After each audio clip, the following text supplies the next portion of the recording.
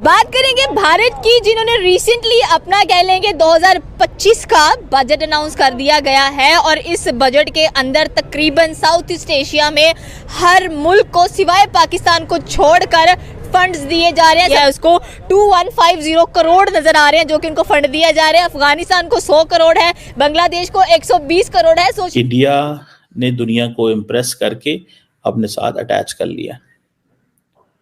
ठीक है, इंडिया ने दुनिया को इम्प्रेस करके अपने साथ अटैच कर लिया और वो यही है कि पायन हमारे पास आए, काम करें, कारोबार करें। सदा साहब, आप क्या कहते हैं भारत के दिफाई बजट पे?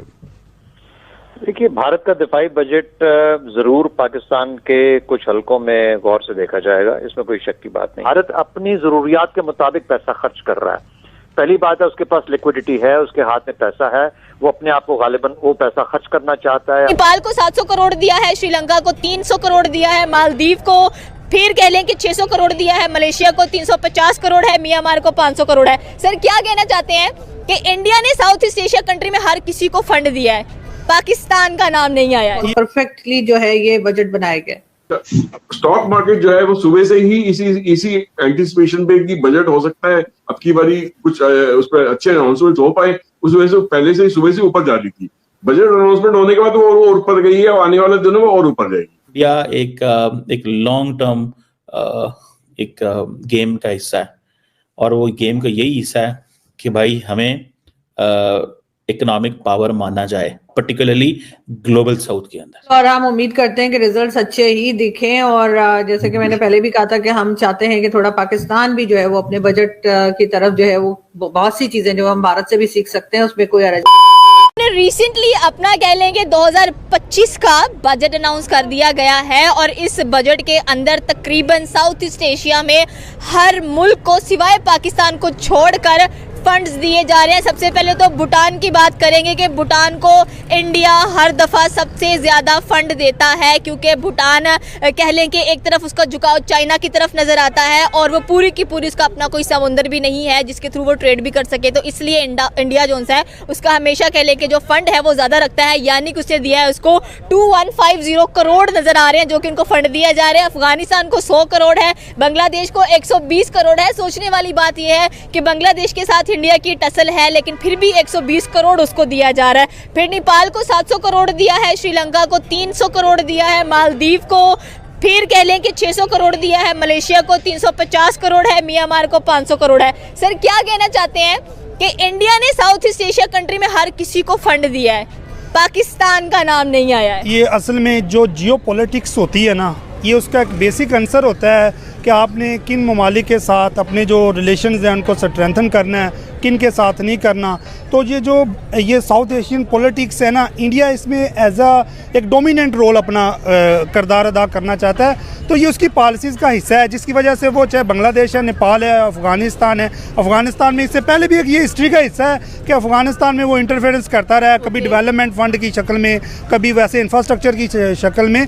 तो वो ये चाहता है कि एक अलाइंस अपना बनाए जिसकी वजह से वो इस रीजन में डोमिनेट हो। मतलब आप कह रहे हैं कि वो एक ब्लॉक बनाना चाह रहे हैं साउथ ईस्ट एशिया के अंदर जिसमें इंडिया की डोमिनेंसी और नजर आए, ठीक है। एंड सेकेंडली अगर देखा जाए तो ये जो फंड्स हैं ये इसलिए दिए जा रहे हैं कि इंफ्रास्ट्रक्चर, स्कूल, रोड, कॉलेजेस वगैरह, हॉस्पिटल्स वगैरह पर लगाए जाएं। तो क्या कहना चाहते हैं, वैसे इंडिया लैटिन अमेरिका को भी देता है, अफ्रीका को भी देता है, बट साउथ ईस्ट एशिया में इसकी ज्यादा नजर रहती है। क्यों? क्योंकि ये रीजनल है और इसके साथ उनके मफादात ज़्यादा जुड़े होते हैं। ठीक है, जितना ज़्यादा आपको फ़ायदा अपने रीजनल एरियाज़ में हो सकता है वहाँ ज़्यादा दूसरे ब्राज़ील में या लैटिन अमेरिका में आप इन्वेस्ट करेंगे तो वो उतना ज़्यादा बेनिफिशियरी नहीं रहेगा जितना ज़्यादा कि आपको अपने रीजन में जो चीज़ें हैं वो वहाँ पे इन्वेस्ट करने में फ़ायदा होता है। तो ये तो जाहिर बात है, जो आपके रीजन में आप उनके डोमिनेंट होंगे, उनको डिपेंडेंट करेंगे तो आपकी जो ना पॉलिसीज़ भी कारआमद रहेंगी और आपका एक जो ना रोल है वो रहेगा इसमें। पाकिस्तान की गायब है, पाकिस्तान को क्यों नहीं इंडिया कुछ कोलैबोरेट कर रहा है? वही चीज़ है, दुश्मन है ना, इसलिए नहीं दे। सबसे बड़ा दुश्मन ही पाकिस्तान का। क्यों दुश्मन है? ये आपको खुद ही मालूम है, इसीलिए दुश्मन है कि वो उनके एक तो वो है गैर मुस्लिम, मुस्लिम इंडिया, पाकिस्तान मुस्लिम है, इनके कानून कुछ और है, उनके कानून कुछ और है। इसीलिए बाकी देखिए मैं यहाँ पे शुरू से ही लगती आ रही है। कुछ रियलिटी बेस बातें ये है कि देखें, ये पाकिस्तान और इंडिया के दरम्यान में टसल तो एक रियलिटी है, ठीक है। अब पाकिस्तान को इंडिया क्यों फेवर करेगा? वो तो ऑटोमेटिकली जब हमारी इकॉनमी क्राइसिस का शिकार होती है, अब देखें कि इंडिया का क्या किरदार रहा है पाकिस्तान को वो ग्रे लिस्ट में करने का, ब्लैक लिस्ट में करने का, तो वो तो कोई भी अपॉर्चुनिटी इकोनॉमिक डोमिनेंट की वो अपने हाथ से जाने नहीं देता। जो चीज़ होने जा रही है और जो चीज़ नज़र आ रही है वो यही है कि at the end of the day India ने दुनिया को इम्प्रेस करके अपने साथ अटैच कर लिया, ठीक है। इंडिया ने दुनिया को इम्प्रेस करके अपने साथ अटैच कर लिया और वो यही है कि पायन हमारे पास आएँ, काम करें, कारोबार करें। अगर आप ये काम कारोबार करेंगे तो आपको एडवांटेज मिलेगा। अगर आप ये काम कारोबार नहीं करेंगे तो देन आपके लिए मसले मसाइल होंगे। सो इंडिया अपने वो जिसे कहते हैं ना, by every means, by all means कहना चाहिए, बाय ऑल मीन्स इंडिया एक लॉन्ग टर्म एक गेम का हिस्सा है और वो गेम का यही हिस्सा है कि भाई हमें इकोनॉमिक पावर माना जाए, पर्टिकुलरली ग्लोबल साउथ के अंदर इकोनॉमिक पावर हमें माना जाए। हम we are in a position to compete, हम वो compete कर सकते हैं, ठीक है जी, हम वो compete कर सकते हैं और इससे हमें शायद अगर आप सीरियस लेंगे तो आपको बड़ा फायदा होगा। This is what they believe in, this is what they do, this is what they conduct. But let's see, it's a very interesting scenario जो सामने आ रहा है। अब क्वेश्चन ये है कि वो जो क्वालिटी की तलाश में है इंडिया, कि वो कह रहा है कि भाई हमारे पास तो लेबर है और उस लेबर को हमने अगर हाई क्वालिटी लेबर बना लेंगे तो हमारा बड़ा काम बन जाएगा।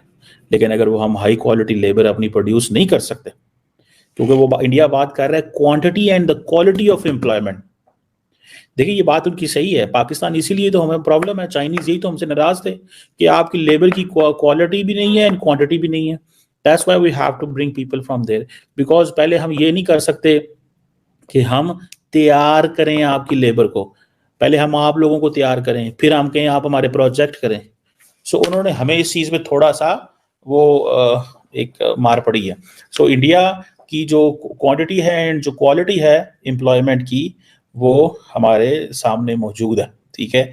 उस चीज़ को वो कह रहे हैं कि हमें आगे की तरफ जाना है। सो हमारी जो पॉपुलेशन है, और आपको पता है आजकल क्या है, आजकल तो 12 साल का लड़का जो है, ये लड़की काम करने की कंडीशन में है, उसकी ये चीज़ है। बट आई डोंट नो, मुझे नहीं पता, जिसे वो कहते हैं ना, मुझे नहीं पता इस चीज़ का, आई डोंट नो दिस, कि ये कैसे 12 से 24 साल के बंदों को अगर ये इंगेज कर लेते हैं। क्योंकि आज के ज़माने में क्या है, डिग्रियों की वो तो कहते हैं वैल्यू कोई नहीं है, आज के ज़माने में कॉलेज जाने की तो वैल्यू ही कोई नहीं है। और आज के ज़माने में किस चीज़ की वैल्यू है? वैल्यू है कि आप स्किल्ड लेबर हैं या नहीं। अगर आप स्किल्ड लेबर हैं, आपके पास किसी किस्म की भी कोई वो नहीं है। अब मैं कई लोग, पाकिस्तान में ये चीज़ है कि आपको पूछा जाता है कि जी आपके पास कौन सी डिग्री है, आपके पास कौन सी डिग्री है, ये पूछा जाता है। लेकिन हो सकता है आपके पास डिग्री जो है उसकी वो हो, लेकिन आपके पास वो स्किल ना हो लेकिन डिग्री हो। आजकल वेस्ट में क्या बात की जा रही है, आजकल जो लोग फॉर एग्जांपल ऑनलाइन काम करते हैं, who ask them for the degree, उनसे डिग्री को कोई नहीं पूछता, उनसे स्किल पूछी जाती है। आपको ये काम आता है, कर सकते हैं, वो कर सकते हैं, चलें आप हमारे साथ आज, डिग्रियों की तो जरूरत ही कोई नहीं।